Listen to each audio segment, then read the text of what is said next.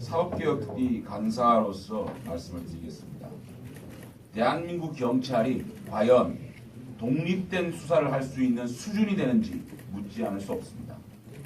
법과 절차를 무시하고 초법적으로 5대 사건 재조사를 지시하는 청와대나 법제처로부터 불법으로 판정난 인권침해 사건 진상조사위원회를 재가동하여 자신들의 손으로 직접 수사하여 처벌하였던 5대 사건의 재조사를 강행하는 최소한의 자존심마저 팔아버린 정권의 충견, 경찰이나 참 가관입니다.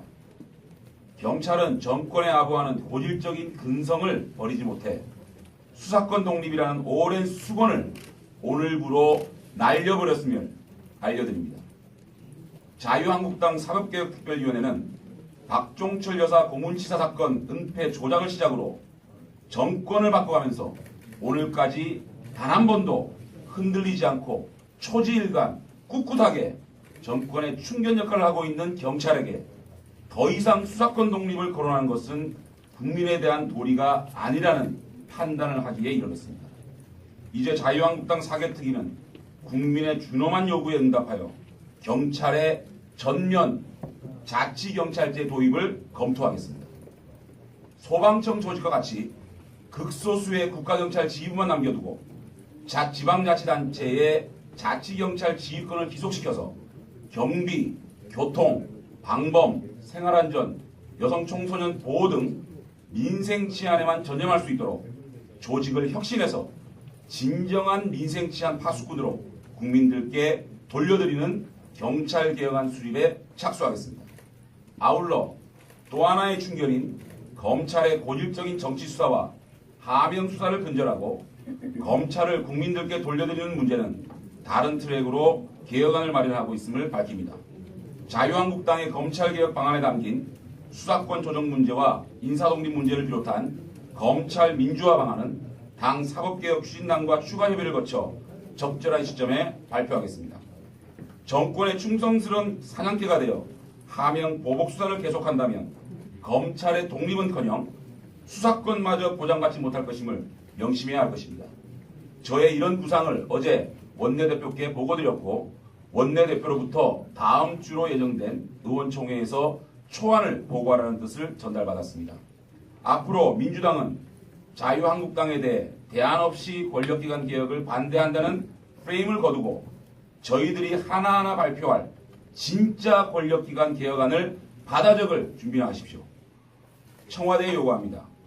진정으로 청와대로부터 권력기관을 독립시켜주려고 한다면 뒤통수 치듯 발표한 개혁안을 대한 전면 백지화를 선언하고 실질적인 검찰의 주인 역할을 하고 있는 민정수석실을 스스로 폐지하고 인사수석실 산하의 공직기관 비서관과 인사검증비서관 정도를 배치하는 조직 개편을 단행하는 진정성을 보이십시오.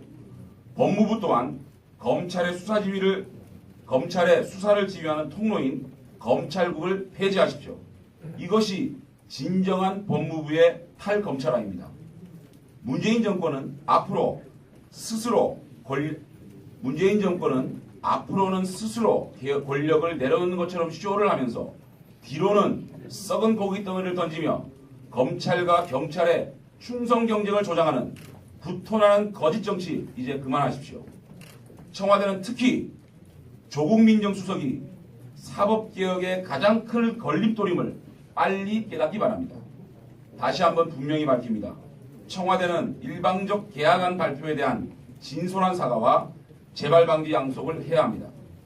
민주당은 청와대 개혁안을 일절 배제하고 독립적으로 자유한국당과 진심으로 머리를 맞대고 사법개혁에 임하겠다는 의지 표명을 해야 합니다.